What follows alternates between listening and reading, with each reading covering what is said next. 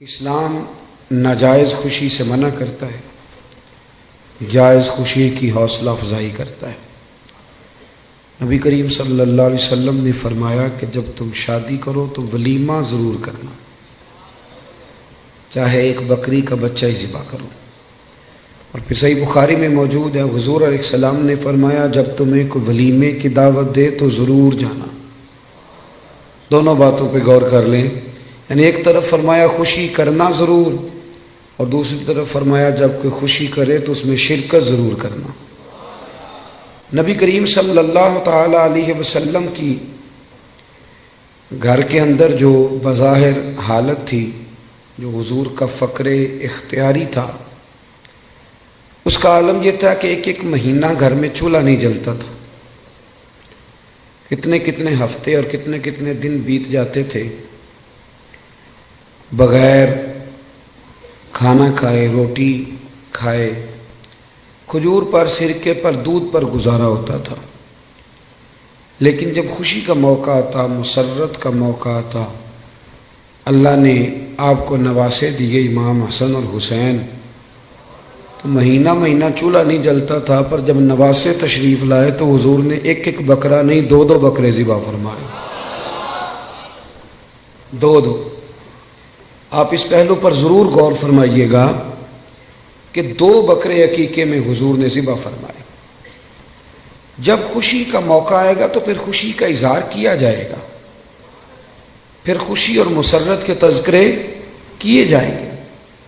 نبی کریم صلی اللہ تعالی علیہ وسلم کا جو میلاد ہے نا، وہ کائنات کا سب سے عظیم ترین واقعہ ہے۔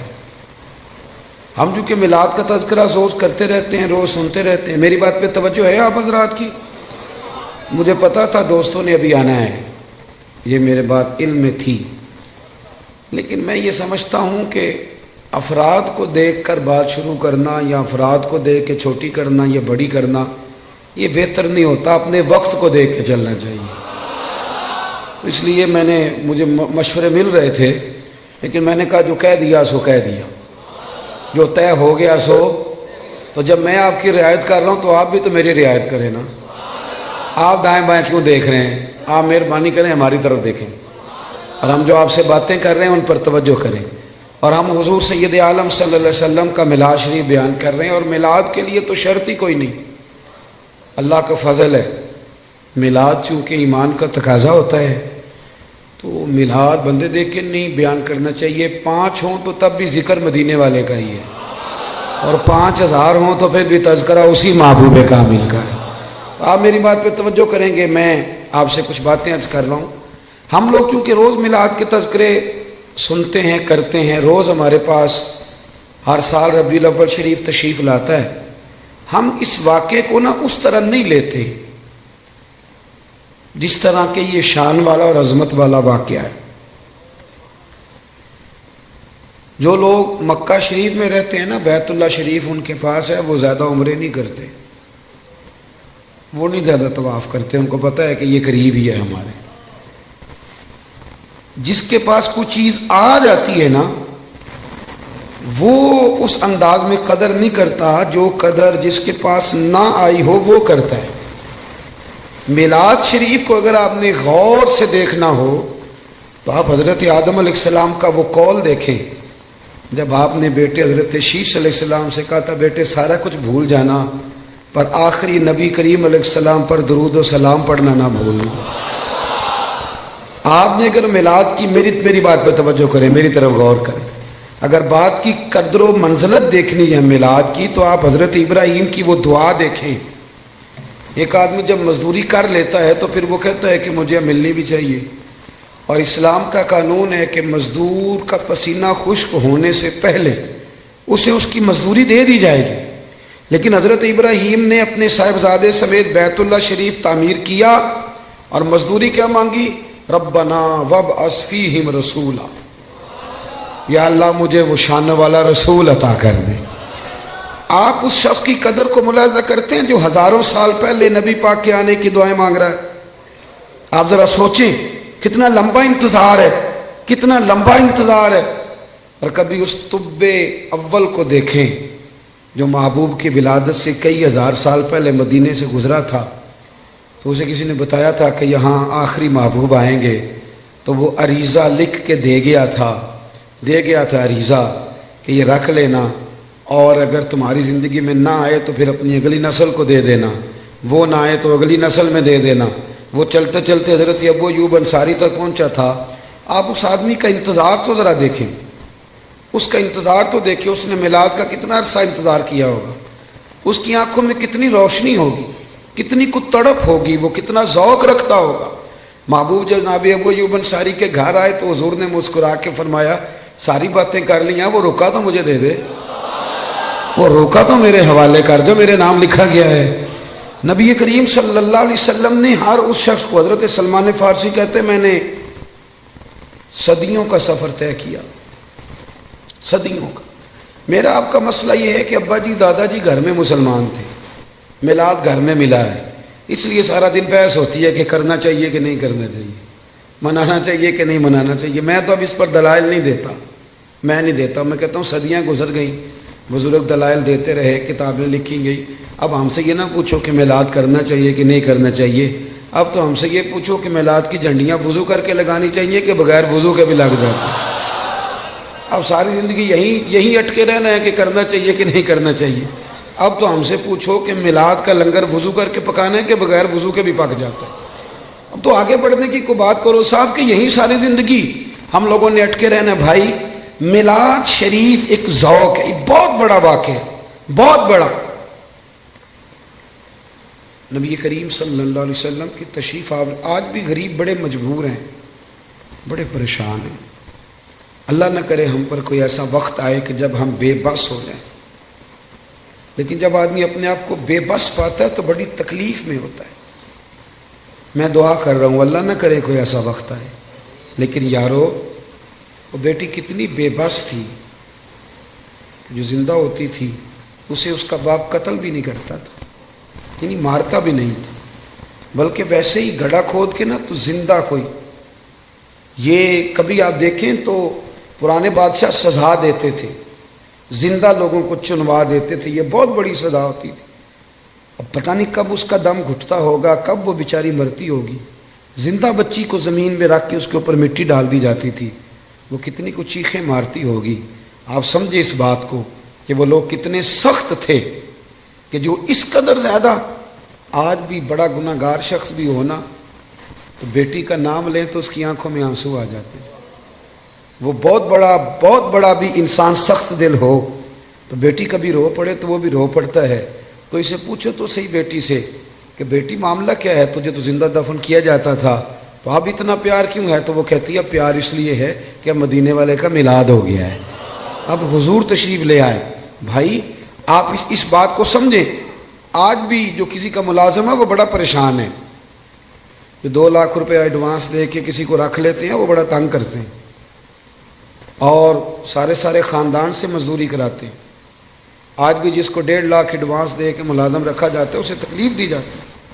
کبھی تو ایڈوانس والا اتنا پریشان ہے، کبھی اس سے پوچھ کے دیکھو تو جسے خرید لیا جاتا تھا اس کی مرضی کوئی نہیں، کھا نہیں سکتا، پی نہیں سکتا، جا نہیں سکتا، بلکہ یہاں تک حالت تھی کہ وہ اس کی ڈیوٹی ہے اونٹ سنبھالنے کی، تو وہ اپنی مرضی سے اگر اونٹ دھوپ سے کھول کے چھاؤں میں باندھ دیتا تو درے پڑتے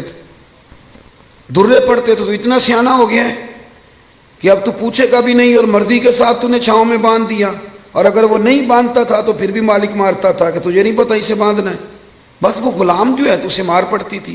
حضرت ابو ذر غفاری رضی اللہ تعالیٰ عنہ فرماتے میری لوگ مثالیں دیتے تھے، میں اپنے غلاموں کے حق میں بڑا سخت تھا، ناراض نہ ہونا، آج بھی لوگ بڑے سخت ہیں، بڑے۔ وہ جو ہمارے گھر میں برتن دھوتی ہے نا اس کو لوگ کام والی مائی کہتے ہیں، پڑھا لکھا آدمی کہتا ہے کام والی بی بی آئی ہے کہ نہیں، صفائی والی بی بی آئی ہے کہ نہیں، باتیں ایک ہی ہیں، لیکن اگر اسے پھوپھی کہہ لیا جائے تو اس کی عزت بڑھ جائے گی، اگر اسے خالہ کہہ لیا جائے تو اس کی عزت، بات ایک ہی ہے۔ اگر بچوں کو تھوڑا سکھایا جائے اور وہ اس کو آنٹی کہہ کے پکار لیں تو اس میں کوئی فرق، لیکن ہمارا مزاج ہے نا تھوڑی چدراہٹ بیان کرنا۔ میرے گھر میں 6 ملازم ہیں، اللہ اکبر، یہ لفظ کہتے ہوئے دل نہیں ڈرتا، خوف نہیں آتا، یہ بڑے دلیری سے لوگ جملے بولتے ہیں حضرت ابو ایوب انصاری رضی اللہ، حضرت ابو ذر غفاری فرماتے میں غلاموں کے حق میں بڑا سخت تھا، لوگ میری مثالیں دیتے تھے، کہتے تھے پھر تیرا اپنے غلام سے کہتے تھے پھر تیرا وہی حال کریں جو ابو ذر غفاری کرتے ہیں اپنے غلام کا، بڑا مارتا تھا۔ کہتے میں کلمہ پڑھنے کے لیے حاضر ہوا نبی کریم کی بارگاہ میں، حضور نے بڑی نصیحتیں فرمائیں۔ جب میں حضرت زید بن ارقم کے گھر سے باہر نکلنے لگا نا، دار ارقم میں تھے حضور، تو محبوب نے آواز دی، فرمایا ایک بات رہ گئی، یا رسول اللہ حکم کرے، تو فرمایا اپنے غلاموں کے ساتھ اچھا سلوک کرنا۔ آپ فرماتے ہیں گویا میری نبض پہ یاد رکھ دیا نبی پاک، میری نبض پہ۔ میں نے فوراً عرض کی حضور کس طرح کا سلوک کروں؟ نبی پاک علیہ السلام نے سلوک بھی بتایا، فرمایا جس طرح کا خود کھانا اسی طرح کا انہیں کھلانا۔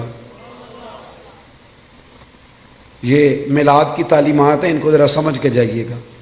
جس طرح کا خود کھانا اسی طرح کا انہیں کھلانا، اور فرمایا جس طرح کا خود پینا اسی طرح کا انہیں پلانا، اور جس طرح کا خود پہننا اسی طرح کا انہیں پہنانا۔ یہ حضور کی تعلیمات ہیں ملازم کے حق میں۔ آج پڑھی لکھی سوسائٹی میں یہ ہوتا ہے سارا کچھ، جو بڑا شور کرتے ہیں لبرل لوگ کہ ہم جی بڑے بڑے حقوق بیان کرتے ہیں سوسائٹی میں، تو یہ کرتے ہو سارا کچھ کہ جس طرح کا خود کھانا اسی طرح کا انہیں بھی کھلانا، جس طرح کا خود پینا اسی طرح کا انہیں بھی پلانا۔ حضرت ابو ذر غفاری فرماتے ہیں میرے غلام بڑا ڈرتے تھے، پر میں حضور کی بات سن کے جب گھر گیا نا، تو آج میں نے اپنی اہلیہ سے کہا کھانا تم پکاؤ گی۔ انہوں نے کھانا پکایا تو میں نے خود دسترخوان پہ چنا، آدھے غلام ادھر بٹھا لیے آدھے ادھر بٹھا لیے، میں بیچ میں بیٹھ گیا۔ فرماتے ہوں میرے ساتھ جو غلام بیٹھا تھا وہ بوڑھا تھا، وہ لقمہ اٹھاتا تو ہاتھ کانپتے۔ میں نے انہیں کہا بابا ڈرتے کیوں ہو؟ تو کہنے لگا اب نہیں مجھ سے درے کھائے جاتے، میں بوڑھا ہو گیا ہوں۔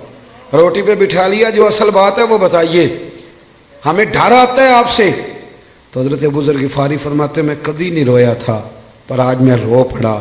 میں نے کہا بابا اب تمہیں کوئی بھی نہیں مارے گا، اب تم پر کوئی درے نہیں برسائے گا، اب تمہارے سفید بالوں کی قدر ہوگی۔ وہ کہنے لگے اب کیا ہوا ہے؟ تو میں نے کہا میں مدینے والے رسول کا غلام بن گیا ہوں، اور حضور نے حکم دیا ہے غلاموں کے ساتھ اچھا سلوک کرنے کا۔ بھائی میلاد، آپ ذرا پس منظر میں جائیں، میلاد کو ذرا دیکھیں۔ میں نا اس سال ربیع الاول شریف پہ نا ہر محفل میں دوستوں کو ایک مشورہ دے رہا ہوں، آپ کو بھی دے دوں؟ جو چپ ہے ان کی ہاں ہے کہ نہ ہے؟ اللہ جزائے خیر دے آپ کو۔ کچھ چپ بھی بیٹھے ہوئے نا جی، جو بندے چپ ہوتے ہیں وہ کبھی کبھی گھورتے بھی ہیں تھوڑا سا، تو بندہ پریشان بھی ہوتا ہے کہ اب یہ گھور رہا ہے، اللہ جانے کیا بات ہے۔ تو آپ تو خوش ہیں نا، خوش اس لیے ہونا چاہیے کہ میلاد شریف کا موقع ہے۔ نثار تیری چہل پہل پہ ہزاروں عید ربیع الاول، سوائے ابلیس کے جہاں میں سبھی تو خوشیاں منا رہے۔ تو میرے عزیز آپ میری بات پہ توجہ، میں ایک مشورہ دے رہا ہوں دوستوں کو۔ میں کہتا ہوں کہ میلاد شریف نا ہمارے یہاں رسمن بھی منایا جانے لگا ہے۔ کچھ لوگ میلاد آتا ہے تو کچھ لوگوں کا سیزن آ جاتا ہے، ان کا سیزن شروع، ریٹ لگنے لگتے ہیں، باہر کی نہیں گونے لگتی ہے، ماحول شروع ہوتا ہے۔ کچھ چندے مانگنے والے ہیں وہ بھی چونکوں میں پلیٹیں لے کے کھڑے ہو جاتے ہیں۔ ایک طرف یہ دعویٰ کرتے ہو کہ ہم نبی پاک کے نام کا کھاتے ہیں، ہمارا سارا کچھ حضور کا صدقہ، اور میلاد کی باری آئے تو چندے مانگتے ہو۔ سارے سال میں ایک محفل تو اپنی جیب سے کرا لو، ایک ہی جیب سے کرا لو، چلو علامہ صاحب بھی ایک جیب سے کرا لیں، پیر صاحب بھی ایک جیب سے کرا لیں، کوئی ایک تو جیب سے کراؤ۔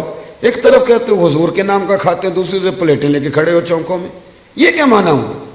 میرے عزیز میلاد جذبات کے ساتھ منائیں، میلاد شوق کے ساتھ منائیں۔ بہت بڑا چودھری، نواب، سیٹھ، بہت بڑا جو ہے وہ انڈسٹری کا مالک 12 ربیع الاول شریف کو نا صبح صبح جھاڑو لے لے اور اپنے محلے کی مسجد میں جا کے جھاڑو دینا شروع کر دے۔ وہ سارے لوگ پوچھیں سیٹھ صاحب آپ نے تو کبھی خود اٹھ کے پانی کا پیالہ نہیں پیا، آج خیریت ہے؟ تو اس کی آنکھیں آنسو بہائیں، وہ کہ یارو آج میں صفائی کروں گا، اس لیے کہ آج کوئی معمولی دن نہیں، آج میرے نبی کریم کے میلاد شریف کا دن ہے۔ یہ ذوق بنے، ذوق۔ علامہ صاحب، پیر صاحب، مفتی صاحب وہ جھاڑو لے لے اور مسجد کی گلی میں صفائی شروع کر دیں، سارے شاگرد اور مرید اور عقیدت مند دوڑ، حضرت میں کرتا ہوں مجھے دے دیں، تو وہ کہ نہیں یار تو پیچھے ہٹ جا، مجھ سے تو کسی نے سلام نہیں لینی تھی، میرا تو کسی نے حال نہیں پوچھنا تھا، یہ میری جتنی شانیں ہیں یہ مدینے والے محبوب کے میلاد کا ہی صدقہ ہے۔ آج حضور کا میلاد شریف ہے، 2 جوڑے لے لیے بھائی نے، ایک مٹھائی کا ڈبہ لے لیا اور 10 ربیع الاول کو اپنی بہن کے گھر چلا گیا، جا کے نا اسے مٹھائی کھلائی، 2 جوڑے کپڑوں کے دیے، تو ہمشیرہ بول پڑی، کہنے لگی بھائی تیرے پاس تو ٹائم ہی نہیں ہوتا، تو کیسے آ گیا ہے، تو کیسے آ گیا؟ تو بھائی کی آنکھیں چمک پڑی، وہ کہنے لگا بہن 2 دن بعد نا میرے نبی پاک کا میلاد شریف ہے، تو میں عید میلاد والی عید ہی دینے آیا ہوں۔ تو بہن رو پڑی، نے سارے محلے کو بتایا میرا بھائی اپنے نبی سے بڑا ہی پیار کرتا ہے، بڑا ہی۔ میلاد میں نا جذبات نہیں شامل ہوتے، اب بات رسمن رہ جاتی۔ اب وہ کیفیات جو آدمی اپنے بیٹے کی شادی رکھتا ہے، اس کی بہن اور بہنوئی اگر ناراض ہوں تو وہ منانے نہیں جاتا ان کو، بتاؤ یار شادی ہے، خوشی تمہارے بغیر نہیں ہو سکتی۔ تو میلاد شریف کی جس نے خوشی کرنی ہے اس کے سارے رشتہ دار ناراض ہو تو اس نے خوشی کیسے منا لی؟ چاہیے تو یہ تھا نا کہ وہ میلاد شریف سے پہلے جاتا ناراض لوگوں کے گھروں میں اور جا کے کہتا ساری خوشیوں سے بڑی خوشی یہ آئی ہے، میں آپ سے معذرت کرنے آیا ہوں، آؤ سارے مل کے اکٹھے ہو کے نبی پاک کا میلاد منائیں۔ ہم اگر میلاد میں جذبات شامل کریں، ذوق شامل کریں، گہرائی میں اتر جائیں، گہرائی میں جائیں، اور پھر جتنی تعلیمات ہیں نبی پاک کے میلاد کی، جتنی تعلیم، دیکھو نا آج بھی جب میلاد کا اسٹیج سجتا ہے نا، جس نے 2 لاکھ روپیہ، 1 لاکھ روپیہ، 50,000 روپیہ تعاون کیا ہوتا ہے نا، وہ اسٹیج پہ بیٹھ جاتا ہے، چاہے وہ سارا سال مسجد نہ آیا ہو، اس نے جیب میں رکھی ہوتی ہے، سیاستدان نے، سیٹھ صاحب نے ٹوپی، تو وہ سفید ٹوپی نکالتا ہے، چونکہ اس نے 50,000 دیا تو آ جاتا ہے اسٹیج پہ، اور جن کے ہاتھوں میں نوٹوں کی دتیاں آتی ہیں وہ سارے فرنٹ سیٹ پہ بیٹھے ہوتے ہیں، اور پھر ان کے نام بھی نعت خواں یاد کر لیتے ہیں، اللہ ماشاء اللہ، کہتے ہیں یہ حاجی بڑا عاشق رسول ہے۔ بھی عشق تو اندر کی بات ہے، تجھے کیسے پتہ چلا اس کے اندر ہے کہ نہیں؟ یہ تو تو کیسے گہرائی میں اتر گیا کہ حاجی عاشق رسول ہے، کہ یہاں عشق رسول کے لیے نوٹوں کی دتھی کا ہونا ضروری ہے؟ یہ مزاج بدلیں۔ سارا سال ہر اسٹیج پہ امیروں کا قبضہ رہتا ہے، اگر میلاد کے اور سیرت کے اسٹیج پر بھی امیروں کا قبضہ رہا تو غریب بیچارے کدھر گئے؟ ایک تو نیکی کرو، محلے کا جو سب سے غریب آدمی ہے جس کو کبھی کسی نے نہیں پوچھا، اس کے لیے ایک جوڑا بنواؤ، اس کے سر پہ دستار سجاؤ، اور جو فجر کے وقت آ کے مسجد کھولتا ہے، صفائی کرتا ہے، اسے کپڑے پہناؤ اچھے، دستار سجاؤ، میلاد کے اسٹیج پہ بٹھاؤ، تو وہ کہے اب کیا کرنا ہے تو اسے کہو اب کہنا ہے ہم غریبوں کے آقا پہ بے حد درود، ہم غریبوں کے آقا پہ، ہم غریبوں کے آقا پہ بے حد درود، اور ہم فقیروں کی ثروت پہ لاکھوں سلام۔ میلاد میں اصطلاحات کی ضرورت ہے۔ مجھے نہیں اچھا لگتا لنگر ہو میلاد شریف کا اور وہ چھتوں سے بانٹا جائے، ایک طرف لنگر اور وہ بھی لنگر شریف، اور پھینکا جا رہا ہے چھتوں سے۔ میلاد شریف کے لیے میں اپنے ہاں یہ اہتمام کرتا ہوں، میں کہتا ہوں تازی روٹی، آپ باورچی سے کہیں وہ روٹیاں پکائے، صبح فجر کے بعد کھانا شروع ہو جاتا ہے۔ میں اپنے سنگیوں سے کہتا ہوں بھی سارا دن روٹی کھانی ہے آج، سارا دن۔ اس کا طریقہ یہ ہوگا کہ تھوڑی سی اب کھا لو، تھوڑی سی ٹھہر کے کھا لو، تو وہ کیسے کھانی ہے؟ غریبوں کو بلا بلا کے لاؤ۔ آپ کو پتہ ہے نا ہر محفل میں غریبوں کے دسترخوان الگ ہوتے ہیں، امیروں کے دسترخوان۔ پیر صاحب کو چونکہ گلے کی تکلیف ہوتی ہے تو ان کے لیے اللہ ماشاءاللہ دیسی گھی کی یخنی الگ تیار ہوتی، کالی مرچ والی، انہوں نے الگ کھانی ہوتی، وہ سارا بندوبست الگ سے تیار ہوتا ہے، اور غریب آدمی کو پھینکے جاتے ہیں یوں کر۔ یہ اعزاز نہیں۔ میری بات کی سمجھ آ رہی ہے؟ آپ مجھے بتائیں کہ آپ بیٹے کی شادی کریں تو شاپر پھینکیں گے، ڈبے پھینکیں گے، آپ چھتوں سے پھینکیں گے؟ آپ لوگ کہیں گے یہ کیا طریقہ ہے؟ آپ بٹھائیں لوگوں کو اور ان کے ساتھ خود بیٹھیں، سیٹھ صاحب، چودھری صاحب، علامہ صاحب، مفتی صاحب، پیر صاحب ویسے ہی غریب کے ساتھ بیٹھ جائیں گے نا تو روٹی آنے سے پہلے ہی آدھا پیٹ بھر جائے گا اس کا، وہ سمجھے گا مجھے عزت مل رہی ہے، مجھے وقار مل رہا ہے۔ میلاد کے موقع پر غریب کو بٹھال کے، اللہ کرے کہ ہم یہ خوشی منائیں کہ آج روٹی میں اپنے ہاتھوں سے کھلاؤں گا، آپ کھانے ڈال ڈال کھلائیں، ان کو کھلائیں، ان کی خدمت کریں، اظہار مسرت کریں، شوق پیدا کریں۔ سیاستہ میں روایت ہے، حضرت عتبان بن مالک رضی اللہ تعالیٰ عنہ نابینا صحابی تھے، میرے نبی کریم علیہ السلام کی خدمت عالی مرتبت میں حاضر ہوئے، عرض کی یا رسول اللہ صلی اللہ علیہ وسلم میرا دل کرتا ہے میرے گھر تشریف لائیں۔ صاحب نسیم الریاض نے نا ایک باب باندھا ہے شرح شفا شریف میں، وہ فرماتے ہیں کہ جب تک نبی کریم علیہ السلام کا شوق نہیں نہ پیدا ہوتا ساری عبادتیں پھیکی رہ جاتی۔ کیا چیز جی؟ شوق۔ نبی کریم علیہ السلام فرماتے ہیں، رب فرماتا ہے جو مجھ سے ملنے کا شوق رکھتا ہے نا، اللہ فرماتا ہے میں بھی اس سے ملنا چاہتا ہوں، اور جس کے دل میں کبھی خواہش نہ پیدا ہوئی کہ میں اپنے رب سے ملوں، رب بھی اس کی ملاقات کو پسند نہیں۔ یہ شوق یعنی حضور علیہ السلام کا شوق، محبوب کے لیے اہتمام، بندوبست، یہ ضروری ہے۔ حضرت عتبان بن مالک عرض کرنے لگے یا رسول اللہ کبھی میرے گھر آئیں، تو نبی رحمت سید عالم صلی اللہ علیہ وسلم نے فرمایا کل ظہر کے بعد آؤں گا۔ کتنے لوگ آئیں؟ عرض کی حضور ظہر کے نمازی سارے ہی آ جائیں۔ حضرت ابو ہریرہ رضی اللہ تعالیٰ عنہ فرماتے ہیں ظہر کے نمازی سارے پہنچ گئے۔ آپ نے مجھ سے ناراض نہیں ہونا، چونکہ آج آپ نے سننے کے بلایا ہے، تو جو میں سنا سکتا ہوں وہی سنانا ہے نا، میں نے جو مجھے آتا ہے وہی سنانا ہے نا آپ حضرات کو۔ میرا یہ دعویٰ ہے کہ نعرے سارے لوگ ہی لگاتے ہیں لیکن اپنے اپنے وقت پہ نعرے۔ حضرت ابو ہریرہ فرماتے ہیں کہ جب ہم ان کے گھر گئے تو وہ نعرے لگانے لگے، اور نعرے وہ پتہ کیا لگاتے تھے؟ کہتے تھے لوگوں ذرا جھانک کے تو دیکھو، دنیا میں جو سب سے زیادہ عزت والے ہیں وہ میرے مہمان بنے ہوئے ہیں۔ مجھے ایک سیٹ صاحب کہنے لگے رات محفل میلاد تھی، نعت خانوں نے اور واعظین نے سونے نہیں دیا، تو آپ یہ نہ کریں غریبوں کو دے دیں۔ میں نے کہا سیٹ صاحب آپ گئے تھے محفل میں؟ کہنے لگے نہیں۔ تو میں نے کہا پہلے بھی تو وہاں غریب ہی کھانے جاتے ہیں، امیر کون سا ہوتا ہے ادھر؟ امیر تو جاتا ہے جب ایم پی اے جلسہ کرے تب، وہ تو جب ایم این اے کا جلسہ ہوتا ہے تب جاتا ہے، تو وہاں تو پہلے بھی غریب ہی جاتے ہیں۔ تو اور نہ ہے کسی غریب کو اگر کوئی رہ گیا تو وہ ہمیں دے دو، ہم اسے بھی کھلا دیتے ہیں، ورنہ میلاد کی محفلوں میں، اور میں صحیح کہہ رہا ہوں کہ نہیں؟ اور اس کی دلیل ہے ہمارے پاس، نبی پاک علیہ السلام نے فرمایا میرا دین غریبوں میں آیا غریبوں میں رہے گا، اور جب میں قیامت میں جنت میں جاؤں گا تو میرے آگے پیچھے دائیں بائیں غریب لوگ ہی ہوں گے۔ تو یہ تو طے شدہ بات ہے، تو آپ مزید کس غریب کی بات کر رہے ہیں وہ بتا دیں، آپ اس کو بھی شامل کر لیتے ہیں۔ دوست نعرے تو کوئی نہ کوئی اپنے اپنے وقت پہ لگاتا ہی ہے۔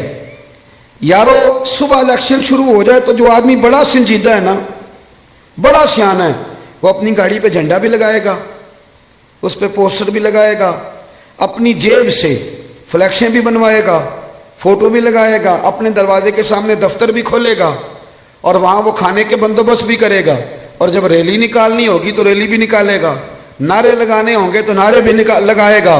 وہ الگ بات ہے کہ الیکشن کے 6 ماہ کے بعد کہے گا اوہو بھول گیا ہو، غلط بندے کو ووٹ دے بیٹھا ہوں۔ لیکن نعرے سیٹھ صاحب بھی لگاتے ہیں، نعرے وکلاء بھی نہیں لگاتے؟ ہاں نہ تو کرے نا، نہیں لگاتے تو میں بتاتا ہوں لگاتے ہیں، سارے اپنے اپنے پروگراموں پہ نعرے لگاتے ہیں، لیکن 6 ماہ کے بعد کہتے ہیں غلطی ہو گئی، غلط آدمی کے نعرے لگا بیٹھے، اور یارو چھوڑو، کب تک جھوٹوں کے نعرے لگاؤ گے؟ ہمارے ساتھ مل جاؤ، پہلے دن سے سچے نبی کے نعرے لگا رہے ہیں، ایک دن بھی سجدہ صاف نہیں کرنا پڑا، ایک دن بھی سجدہ صاف نہیں، پہلے دن سے لگا رہے ہیں، اور اعلیٰ حضرت فرماتے ہیں حشر تک ڈالیں گے پیدائش مولا کی دھوم، مثل فارس نجد کے کلے گراتے جائیں۔ او بھائی ادھر آ جائیں، سچے معبود۔ حضرت ابو ہریرہ فرماتے ہیں انہوں نے نا شور کرنا شروع کیا، کہنے لگے لوگوں آؤ دیکھو جو سب سے زیادہ عزت والے ہیں وہ میرے مہمان بنے ہوئے۔ پھر انہوں نے کیا کیا؟ سارے محلے کی دعوت پکائی۔ نبی کریم علیہ السلام نے فرمایا ہمیں بلایا تو اب بتاؤ کرنا کیا ہے؟ تو عرض کرنے لگے یا رسول اللہ صلی اللہ علیہ وسلم میرے گھر کے کسی کونے میں 2 رکعتیں نماز پڑھ دیں، میں جب تک زندہ رہوں گا وہاں سجدے ہی ادا کرتا رہوں گا۔ صحابہ کرام کا جو وابستگی ہے نا ذات رسالت کے ساتھ، ہمارے ہاں ایک تو وہ طبقہ ہے جو بیچارہ ابھی تک ابحاث میں الجھا ہوا ہے، اور ایک ہم لوگ ہیں جو منانے والے۔ ہمارا وہ ذوق، وہ خوبصورتی، وہ حسن، وہ وارفتگی یارو دیکھو نا، ایک میں ہوں جو کہہ رہا ہوں میلاد کرنا چاہیے، اور ایک وہ شخص ہے جو ریڑھی لگاتا ہے، مزدوری کرتا ہے بیچارہ، اور روزانہ 100 روپیہ بچاتا ہے، پھر وہ بچا کے پیسے جمع کرتا ہے، پھر وہ سال کے بعد کسی نعت خواں کو، قاری کو، کسی خطیب کو دعوت دیتا ہے، پھر وہ دریاں بچھاتا ہے، پھر حسب توفیق وہ روٹی پکاتا ہے، پھر وہ لوگوں کو پیغام دیتا ہے، نہ اس کی فوٹو آتی ہے، نہ وہ اسٹیج پہ بیٹھتا ہے، نہ اس کا اشتہار پہ نام آتا ہے، لیکن ایک بات تو پکی ہے نا کہ اس نے غربتوں میں رہ کے جب ذکر رسول کی بزم سجائی ہے تو یہ تو دعویٰ ہے نا کہ اس کی روح کا رشتہ ہے مدینے والے رسول کے ساتھ، اس کی روح کا رشتہ ہے۔ ہمیں اپنی نسلوں کو، بچوں کو بتانا چاہیے، اور پھر پوری دنیا میں جب آپ میلاد مناتے ہیں تو پیغام امن جاتا ہے۔ پوری دنیا میں ایک دفعہ میلاد کی جلسے کو معمولی نہ سمجھے، میری طرف دیکھیں، جب آپ میلاد مناتے ہیں تو میری طرح کا بالکل چھوٹا آدمی بھی ہو تو یہ تو وہ بتاتا ہے نا کہ حضور کے آنے سے پہلے بیٹیاں ذبح ہوتی تھیں، یہ تو وہ بتاتا ہے نا غلام بکتے تھے، یہ تو بتاتا ہے نا کہ ماں باپ کی کوئی قدر ہے۔ یہ ہر جگہ ہوتا ہے کہ نہیں ہوتا؟ ہر میلاد میں، بلکہ کئی لوگ شکوہ بھی کرتے ہیں، لو جی ہر سال وہی بات چھیڑ دیتے ہیں، تو میں کہتا ہوں یہی تو بات ضروری ہے چھیڑنی۔ ہر آدمی یہ ہر سال یہ بات بتلاتا ہے نا کہ غلام بکتے تھے، ہر سال ہر آدمی یہ بات کرتا ہے کہ ماں باپ منڈیوں میں بیچے جاتے تھے۔ تو جب آپ ربیع الاول شریف میں میلاد مناتے ہیں نا تو نبی پاک کی تعلیمات نئے سرے سے پوری دنیا کے اندر پھیلتی، نئے سرے سے۔ اور میں نے دیکھا ہے، میں نے ملک سے باہر بھی دیکھا ہے کہ صرف ایک زبان میں نہیں، ہر زبان میں میلاد کے جب تذکرے چھڑتے ہیں ہر زبان میں، تو پوری دنیا میں یہ پیغام جاتا ہے کہ یہ 12 ربیع الاول کے جو ایام ہے یہ پیغام امن کے ایام، یہ پیغام محبت کے ایام۔ یہاں عورتوں کے حقوق کی بات ہوگی، یہاں جانوروں کے حقوق کی بات ہوگی، یہاں ماں باپ کے حقوق کا ذکر ہوگا، یہاں پڑوسی کے حقوق کا ذکر ہوگا، یہاں بیٹی کی بابت بتایا جائے گا۔ ایک بات اور آپ سے کرنی ہے، اس پر بھی آپ نے خاص توجہ کرنی ہے۔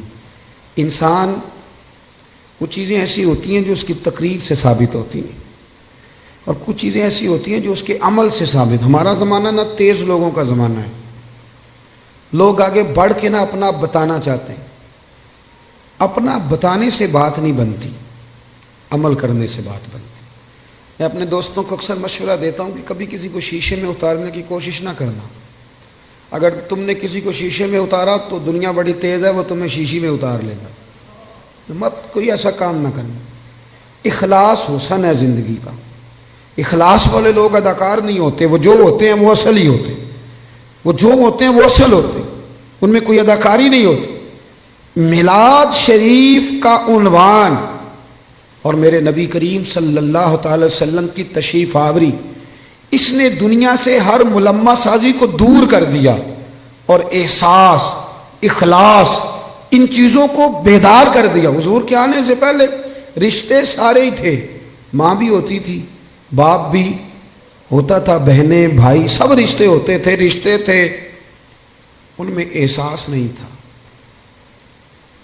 اگر میلاد منانے والے میں احساس ہی نہ ہو اور وہ دعویٰ اونچا کرے، احساس ہی نہ ہو سرے سے، وہ بالکل دنیا داری کرے، میلاد تو احساس کا نام ہے نا، حضور نے احساس دیا، احساس۔ ہمارے یہاں کچھ رشتے ایسے ہوتے ہیں جن کا تذکرہ لوگ کرتے نہیں، شرماتے ہیں، جیسے میاں بیوی کا رشتہ ہے، اس انداز میں ماں باپ کے حقوق بیان کیے جاتے ہیں، اولاد کے کیے جاتے ہیں، پڑھو، اس رشتے میں بہت سارے لوگ بات کرتے ہوئے جھجکتے ہیں، حالانکہ یہ وہ رشتہ ہے جسے اللہ نے اپنی نشانیوں میں سے نشانی قرار دیا۔ نبی کریم علیہ السلام نے اس رشتے کا اتنا احساس بیان کیا۔ حضرت عائشہ صدیقہ رضی اللہ تعالیٰ عنہ فرماتی ہیں، حضور گھر میں نہ اکثر اپنی پہلی زوجہ سیدہ خدیجہ الکبریٰ رضی اللہ تعالیٰ عنہ کا ذکر چھیڑ دیتے تھے، اکثر مجھے رشک آتا تھا، میں ناز کرتی تھی، کیا بات ہے، خدیجہ کی کیسے مقدر ہے کہ ان کے وصال کو زمانہ بیت گیا اور حضور ذکر کرتے ہیں۔ کہتی ہیں میرا دل تھا کبھی حضور سے پوچھوں گی۔ ایک دن نہ نبی کریم علیہ السلام گوشت لائے اور مجھ سے فرمایا کہ آج تک گوشت پکاؤ۔ کہتی ہیں وہ گوشت میرے سامنے ہے، میں صاف کرنے لگی تو محبوب کریم علیہ السلام نے فرمایا ذرا شوربہ زیادہ کرنا۔ میں نے کہا یا رسول اللہ صلی اللہ علیہ وسلم کچھ مہمان آئیں گے؟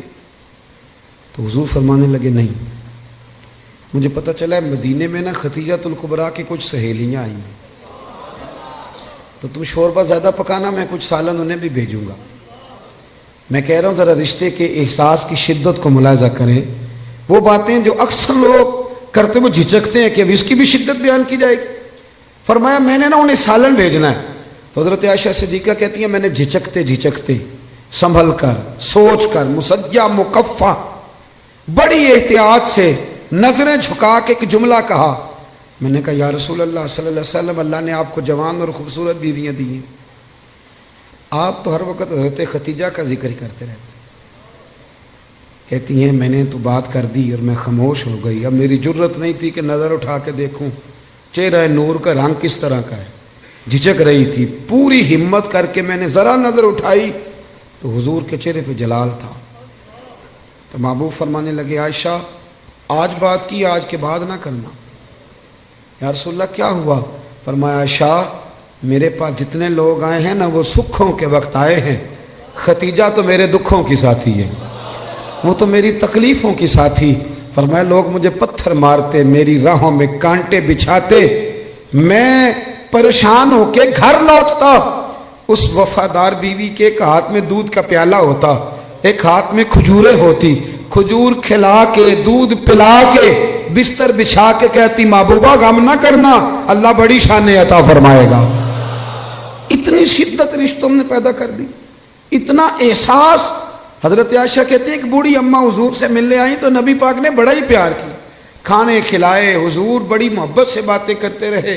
نبی کریم علیہ السلام نے جاتے دفعہ تحفے بھی دیے۔ صاحب کنز العمار لکھتے ہیں حضرت عائشہ کہتی میں نے کہا حضور مہمان تو روز آتے ہیں، اور اتنا پیار؟ کون تھی بی بی؟ محبوب فرمانے لگے ختیجۃ الکبریٰ کی سہیلی تھی، یہ آتی تھی ختیجہ ٹائم دیتی تھی۔ کیا خوبصورت جملہ ہے۔ فرمایا میں نے آج ختیجہ کے طریقے کو زندہ رکھا ہے، میں نے اسے وقت دیا، حسن العہد من الایمان۔ محبوب فرمانے لگے اچھے طریقے سے رشتے نبھانا یہ بھی ایمان کا حصہ ہے۔ او میرے دوست رشتوں کی شدت ہو، او یار چھوڑ، ایسے ہی تو باتیں سن سن کے ادھر ادھر سے اپنے سگے بھائی کا مخالف ہو گیا۔ بھائی سے پیار کر، بھائی سے محبت کر۔ میلاد کا معنی رشتوں میں حسن پیدا کرنا۔ ایک صحابی نے آ کے عرض کی یا رسول اللہ یہ میرا بھائی آپ کے پاس ہی بیٹھا رہتا ہے، مشکات میں موجود، سارے کام تو مجھے کرنے پڑتے ہیں۔ تو میلاد والے محبوب نے کیا خوبصورت جملہ کہا، فرمایا جا جا کے ڈیوٹی کر، رب جو تجھے رزق دیتا ہے نا وہ اس کی برکت سے عطا کرتا ہے۔ اتنا حسن پیدا کر دیا رشتوں میں، اتنا۔ او یار بہن کے لیے جو جذبات نبی پاک نے بیان فرمائے۔ حضرت شیمہ حضور کی رضائی بہن تھی، توجہ ہے میری بات پر؟ میں ایک شکوہ کر لوں آپ دوستوں سے ہلکا سا، بھائی نہ یاروں کو ٹائم دیتے ہیں، بہنوں کو نہیں دیتے، فون بھی نہیں کرتے۔ بہن پردیس میں نہ انتظار کرتی رہتی ہے کہ چلو کبھی بات کریں۔ میں آپ کو بڑی ذمہ داری سے کہتا ہوں، میرے ایک سنگی نے ایک دفعہ کہا کہ پیر صاحب میرے لیے دعا کرنا، تو میں نے اسے کہا یار میں تو مصروف آدمی ہوں، میں کوشش کرتا ہوں کہ یا اللہ جن جن نے دعاؤں کے لیے کہا سب کی قبول کر۔ کہنے لگا میں بڑا پریشان ہوں، نام لے کے کریں۔ میں نے کہا میں نہیں وعدہ کرتا، ہاں اگر تو نے صحیح دعا کرانی ہے نا رونے والی تو اپنی بہن سے کہہ، وہ تو اشارہ دے جا کہ میرے لیے دعا کرنا تو مسلح بھگو دے گی رات کو رو رو۔ ہاں بیٹی سے کہہ، اور اگر بہت جلدی قبول کرانی ہے تو پھر اپنی اماں کے کان میں کہہ، پھر دیکھ تیرے لیے کس طرح دروازہ کھلتا ہے۔ اور میرے نبی کریم نے وعدہ بھی فرمایا ہے، حضور فرماتے ہیں جب ماں باپ اولاد کے لیے ہاتھ اٹھاتے ہیں تو رب خالی لوٹاتا ہی نہیں۔ حضور نے نا یہ احساس دیکھیں نا، آج لبرل لوگ کھڑے ہوتے ہیں تو وہ کہتے ہیں جی اسلام نے جی بہنوں کا حصہ آدھا رکھا ہے اور بھائی کا ڈبل رکھا ہے۔ میں کہتا ہوں تم نے دین سیکھا ہی نہیں، ہمارے پاس آؤ ہم تمہیں بتائیں۔ بیٹی کا حصہ زیادہ ہے بیٹے سے، کہتے ہیں یہ تو ڈبل ہے۔ اور میں نے کہا خدا کے بندے عورت کا حصہ سنگل ہے، پر یہ بتاؤ اس کے ذمہ کوئی حق ہے؟ بچوں کا نان نفقہ ماں کی ذمہ داری کے باپ کی، بیوی کا نان و نفقہ اس نے دینا ہے، بچوں کی پرورش خاوند نے کرنی ہے، ماں باپ کی ذمہ داری کس نے اٹھانی ہے؟ عورت کا حصہ سنگل ہے، ذمہ داری کوئی بھی نہیں، وہ سارا اس کے پاس بجٹ ہی بجٹ ہے، وہ لگا دے تو اس کی مہربانی، خرچ کرے تو اچھا، ورنہ اس کے ذمہ کوئی حق نہیں ہے سوائے اس کے کہ زکوٰۃ فرض ہو جائے یا حج فرض ہو جائے یا قربانی واجب ہو جائے، اس کے ذمے کوئی حقوق، مرد کا حصہ ڈبل ہے، پر ذرا اس کی ذمہ داریاں تو دیکھ۔ وہ میری طرف دیکھ کے خوش ہونے لگا، کہنے لگا صاحب آج تو آپ نے رخ ہی بدل دیا بات کا۔ اور میں نے کہا آپ دور بیٹھ کے باتیں سنتے ہیں نا، آپ کبھی قریب آئیں، جتنا جتنا میرے محبوب کا دین پڑھتے جاؤ گے نا، میرے محبوب کے غلام بنتے جاؤ گے، گدائی کرتے جاؤ گے رسول کریم۔ حضرت شیمہ حضور کی رضائی بہن تھی، حضرت حلیمہ سعدیہ کی بیٹی۔ ان کے قبیلے پر مسلمانوں نے باقاعدہ حملہ کیا، گرفتار ہوئے لوگ، اور بڑی سخت جنگ لڑی مسلمانوں۔ یہ جب آئی نا مدینے تو حضرت ابو ہریرہ کہتے ہیں آگے کہنے لگی میری نا اپنے نبی کریم علیہ السلام سے ملاقات کراؤ۔ تو میں نے بی بی کا دوپٹہ دیکھا تو پرانا تھا، میں نے حالت دیکھی تو اس کی پرانی تھی، سادے کپڑے۔ کہنے لگی کراؤ نا میری ملاقات۔ اللہ اکبر، 2-3 دفعہ کہا تو میں نے کہا تم کون ہو؟ کہنے لگی جا کے نا تو محبوب کی بارگاہ میں عرض کرو کہ یا رسول اللہ شیمہ آئی ہے، کان میں کہو۔ حضرت ابو ہریرہ کہتے ہیں کہ میں اس کی باتیں سن رہا تھا، مجھے یقین نہیں تھا، میں نے کہا یہ بی بی کس طرح بول رہی ہے؟ یہ اعتماد اگر ہوتا ہے تو صرف بہن کو ہی ہوتا ہے، یہ رنگ اسی کا ہوتا ہے۔ کہتے ہیں میں گیا اور میں نے جا کے حضور کے کان میں کہا یا رسول اللہ ایک بی بی یہ سادے سے کپڑے جو لوگ گرفتار ہو کے ہیں ان میں آئی، کہتی میرا نام شیمہ ہے۔ حضرت ابو ہریرہ کہتے ہیں محبوب نے تو دونوں مقدس آنکھیں کھول کے میری طرف دیکھا، فرمایا شیمہ؟ یا رسول اللہ ہاں۔ کہتے ہیں حضور اتنی تیزی سے اٹھے کہ چادر مبارک منبر پہ رہ گئے۔ محبوب گھر لے گئے، کہا عائشہ کو بھی بلاؤ، فاطمہ کو بھی بلاؤ، سودا اور حفصہ کو بھی بلاؤ، میری ہمشیرہ آئی ہے۔ کھانے بننے لگے، خدمتیں ہونے لگی۔ سارا زمانہ ترستا ہے کہ مدینے میں کوئی کلی بن جائے، پر میرے محبوب فرمانے لگے شیمہ تو پسند کرے تو تیرے لیے مدینے میں مکان نہ بنا دوں، اگر تو کہے تو میرے پاس رہ جا میری بہن، یہاں رہ جا۔ حضرت عائشہ کہتی میں رو رہی تھی کہ محبوب اتنا پیار، اتنی محبت، وہ رضائی بہن کے ساتھ۔ میلاد تو احساس کا نام ہے، تیرے اندر احساس ہی نہ ہو اور تو خالی نعرے لگا کہ گھر لوٹ آئے، تو تو میلاد کو کیا سمجھا؟ تو مقصد تک کیسے پہنچا؟ میرے عزیز غور کرے۔ حضرت شیمہ کہنے لگی نہیں میں نے واپس جانا ہے، اور میں ٹھیک ہے میں تیاری کرا دیتا ہوں۔ کہنے لگی اکیلی نہیں جاؤں گی، میرا جتنا قبیلہ گرفتار ہوا ہے سارا آزاد کریں۔ حضرت عائشہ کہتی ہیں پہلے جتنی بھی باتیں ہوتی تھی مشورے سے ہوتی، صحابہ کو بلایا جاتا، مشورہ کیا جاتا، لیکن ادھر بہن کے لب ہلے آزاد کرنے، ادھر حضور نے مشورہ نہیں لیا، فرمایا جا سارے ہی آزاد ہیں بغیر مشورے۔ احساس کا نام میلاد ہے، تھوڑا احساس۔ آپ یقین کریں کبھی کبھی بڑی دقت ہوتی ہے، محافل میلاد میں بڑی دقت ہوتی ہے، یار آپ احساس ہی نہیں کر رہے، آپ سمجھ ہی نہیں رہے چیزوں کو کہ یہ کس قدر خوبصورتی کا موقع ہے۔ پوری دنیا کے احساس کا پیغام اگر دیا جا سکتا ہے تو میلاد شریف کے نام پر دیا جا سکتا ہے، میلاد النبی کے نام پر۔ ایک بات اور کرتا ہوں بات سمیٹنے سے پہلے، حضرت ام ایمن رضی اللہ تعالیٰ عنہ، یہ حضرت عبداللہ جو محبوب کے والد گرامی ہیں، حضرت عبداللہ رضی اللہ تعالیٰ عنہ کی آزاد کردہ کنیز تھی۔ حضرت آمنہ کی بھی انہوں نے خدمت کی، نبی کریم کو دودھ بھی پلایا۔ مکہ مکرمہ سے ہجرت کر کے لوگ مدینے آئے تو یہ بھی آئی تھی، تو جن لوگوں کو نبی پاک صلی اللہ علیہ وسلم نے بھائی بھائی بنایا تو انہوں نے پھر اپنی جائیدادیں آدھی دے دی تھی، آپ نے سنی ہوئی یہ بات۔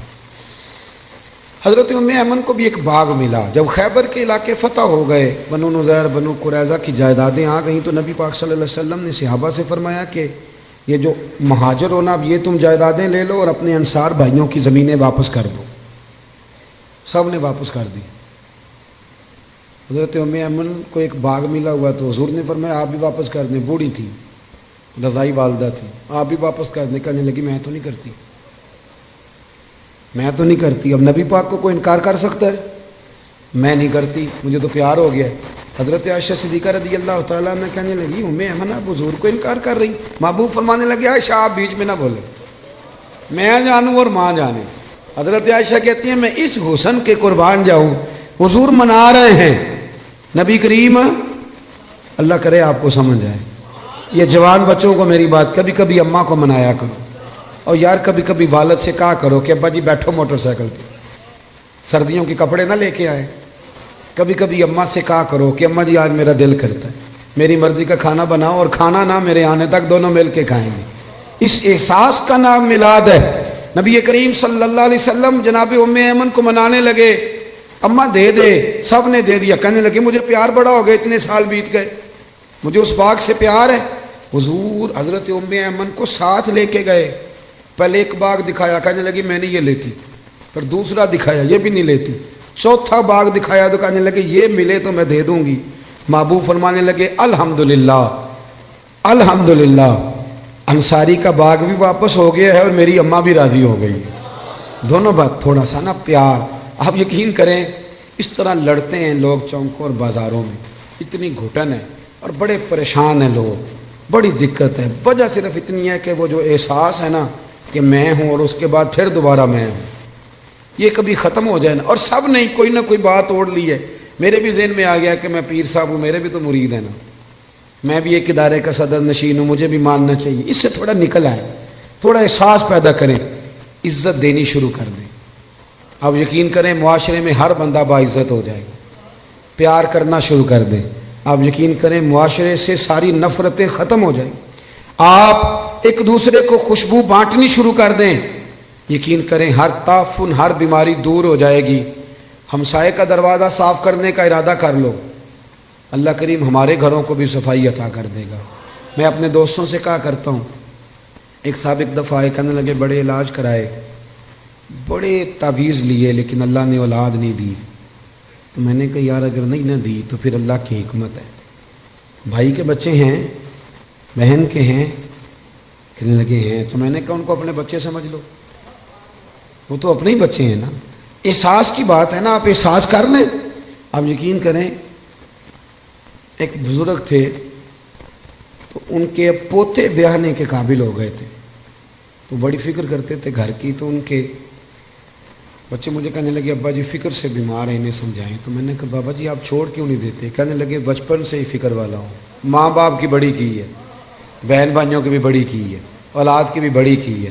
جب تک زندہ ہوں فکر ہی کرتا رہوں. میرا دل کرتا ہے میری زندگی میں پوتے پوتیاں بھی اپنے اپنے گھر والے ہو جائیں. تو اگر تو احساس ہو گیا تو پھر تو بڑی بات ہے, نہ ہوا تو نہ ہوا. اپنی زندگی میں شعور لائیں. اگر ہم تھوڑا تھوڑا کر کے میلاد کو اس کے حسن کے ساتھ سجانے لگے, پیار کرنے لگے, اور کم از کم یہ سارے دن ہی ہمارے درود و سلام میں گزر جائیں, یہ سارے دن. اور اگر 12 ربیع الاول شریف کو بھی کسی نے 5 نمازیں نہ پڑھی تو پھر شکوہ کرنے والا شکوہ تو کرے گا نا, اور صحیح کرے گا کہ وہ نماز جس کے بارے میں نبی پاک نے فرمایا نماز پڑھو گے تو میری آنکھیں ٹھنڈی ہو جائیں گی. تو میں نماز پڑھ کے بھی تو انسان نبی کریم کو راضی کرتا ہے نا. بہت ساری چیزوں کو آپ حدود میں لائیں. آپ کے شہر کا مجھے نہیں پتہ, میں نے اپنے شہر میں دوستوں سے ہاتھ باندھ کی گزارش کی ہے, ہاتھ باندھ, باقاعدہ ہاتھ باندھ کے. میں نے کہا تھا مہربانی کرو عورتوں کو ماڈل دیکھنے نہ لانا, ہم پہ رحم کھاؤ. یہ کون سا میلاد ہے کہ آپ بیویوں کو موٹر سائیکل پہ بٹھائیں اور بے پردگی کرے راتوں؟ یہ کون سا میلاد شریف؟ مہربانی کرنا. اور کسی اگر میلاد میں کوئی غیر شرعی حرکت ہوتی ہے تو یاد رکھنا وہ میلاد سے حضور راضی نہیں ہوں گے, بلکہ نبی کریم علیہ السلام گریبان تھامیں گے اور سوال کریں گے کہ میرے نام پر یہ دھما چوکڑی, اتنا بڑا ظلم. مہربانی فرمائیں بالکل دائرہ شریعت کے اندر بالکل. اور میلاد میں وہی کام کریں جو ہمارے بزرگوں نے ہمیں دیے ہیں. سب سے پہلے تلاوت ہوتی ہے, اس کے بعد نعت شریف کے بعد بیان, اور بیان کے بعد سلام, اور سلام کے بعد. اور آپ کسی کے سامنے یہ والا میلاد پیش کریں گے تو میں ذمہ داری سے کہہ رہا ہوں کہ اس میں سے کوئی چیز ایسی نہیں جس پہ کوئی ناجائز کہہ سکے. نہ قرآن پڑھنا ناجائز ہے, نہ نعت پڑھنا, نہ تقریر کرنا ناجائز ہے, نہ محبوب پہ درود و سلام بھیجنا, کوئی ایسی چیز نہیں. لیکن بہت اندر رہ کے, اور وہ جو لوگ سیاستدانوں کے نعرے لگاتے ہیں اور سیٹھوں کے جلسوں میں جاتے ہیں, ان سے بھی میری گزارش ہے کہ اگر وہاں کے لیے وقت نکل سکتا ہے تو پھر مہربانی کرنا میلاد کے جلوس میں بھی سب سے اول صفوں میں نظر آنا, اول صفوں میں نظر آنا, اور میلاد کی محفلوں میں بھی ذرا آگے آگے دکھائی دینا. دعا کرتا ہوں جو میں کہہ سکا اللہ قبول فرما لے, جہاں ہم بھول گئے اللہ ہم سے درگزر فرمائے. اللہم صلی علی سیدنا و مولانا محمد معدن الجود والکرم وعلیہ وبارک وسلم. اللہ ہمارا حاضر ہونا قبول فرما, دین کے کاموں میں اخلاص عطا فرما, ریاکاری، بناوٹ، تسنع، ذاتی شہرت، ذاتی مفادات سے محفوظ فرما، ہمارے گناہ معاف فرما، ہماری غلطیوں سے درگزر فرما۔ اللہ نفع والا علم عطا فرما، اخلاص والا عمل نصیب فرما، محبوب کے میلاد کا صدقہ امت مسلمہ کے حق میں رحمت والے فیصلے فرما۔ 80 لاکھ کشمیری ظلم کی چکی میں پس رہے ہیں، مالک ان کی مدد فرما۔ سالوں بیت گئے پر برما کے مجبور ابھی بھی خیموں میں رہتے، اللہ ان کی مدد فرما۔ فلسطین کا لوگ ذکر کرنا ہی چھوڑ گئے، اللہ ان بیٹیوں پہ رحم فرما۔ عراق پہ، افغانستان، لیبیا پہ روز بم برستے، اللہ محبوب کریم کی تشریف آوری کا صدقہ امت کے حال پہ رحم فرما۔ پاکستان کو استحکام عطا فرما، نبی کریم علیہ السلام کی شریعت کا یہاں نفاذ فرما، نظام مصطفیٰ علیہ السلام کی ٹھنڈا سویرا ہمیں عطا فرما۔ میرے جن دوستوں نے یہ خوبصورت بندوبست کیا ہے، اللہ ان کی دنیا بھی سنوار دے، آخرت بھی سنوار دے، اللہ ان کے حال پہ رحم فرما دے، ہر پریشانی اور آزمائش سے بچا۔ کتنی تعداد میں دور و نزدیک سے احباب تشریف لائے، اللہ تیرے لیے، تیرے محبوب کے لیے بیٹھے، ہمارا بیٹھنا مقبول فرما۔ بیماروں کو شفا دے دے، مقروضوں کو قرضوں سے رہا کر دے، جو تنگ دست ہیں انہیں وسعت رزق دے دے۔ اللہ یہاں جتنے لوگ بیٹھیں، جس کے دل میں جائز آرزو ہے اپنے فضل سے پوری فرما دے۔ رب اغفر وارحم وانت خیر الراحمین۔ اللہ بالخصوص دعا کرتے ہیں ٹرین کے حادثے میں جو لوگ زخمی ہیں انہیں شفا دے دے، اللہ جن کے پیارے بچھڑ گئے انہیں صبر اور حوصلہ دے دے، ہمیں زمینی اور آسمانی آفات و بلیات سے محفوظ فرما۔ رب اغفر